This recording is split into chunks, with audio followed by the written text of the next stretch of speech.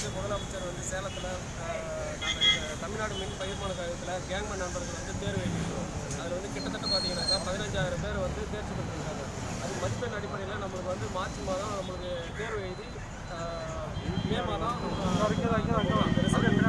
இப்போ 2 வருஷம் கடக்க போகிற அந்த நிலையில் நம்மளுடைய கேங்மேன் நண்பர்களுக்கு பணி நியமனம் வழங்கக்கூடியதில் வந்து தடை இருக்குதுன்னு சொல்லிட்டு முதலமைச்சரும் திரு ஐயா மின்வாரித்துறை அமைச்சரும் தங்கமணி அவர்களும் சொல்கிறாங்க. அது வந்து கேஸ் வந்து உச்சநீதிமன்றத்தில் நிலுவையில் இருக்குது.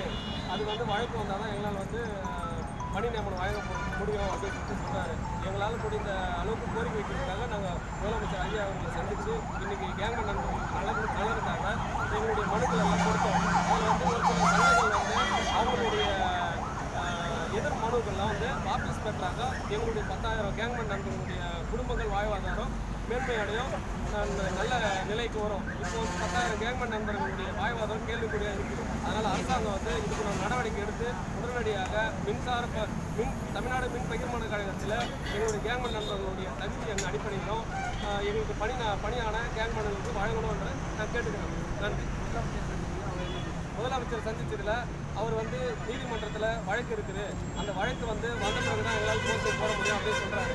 எங்களை பொறுத்த வரைக்கும் எங்களுடைய மக்கள் வந்து எங்களால் வந்து ஏழ்மையான முறையில் இருந்து எங்கள் அரசாங்கத்துக்கு போயிட்டு நாங்கள் வந்து எதிரையும் நீதிமன்றத்தில் வந்து வழக்கு தொடர முடியாது. அதனால் அரசாங்கமே முன் வந்து வழக்கு வந்து நிலுவையில் இருக்கிற வழக்கு கொண்டு வந்து எங்களுடைய 10,000 15,000 கேங்மேன் நண்பர்களுடைய வாழ்வாதாரத்தை காப்பாற்றணும்னு அன்போடு கேட்டுக்கிறோம். கஜேந்திரன், திருநெல்வேலி மாவட்டம், சேலம் மாவட்டத்திலேருந்து மற்ற எல்லா மாவட்டத்திலேருந்தும் நிறைய நண்பர்கள் வந்திருக்காங்க.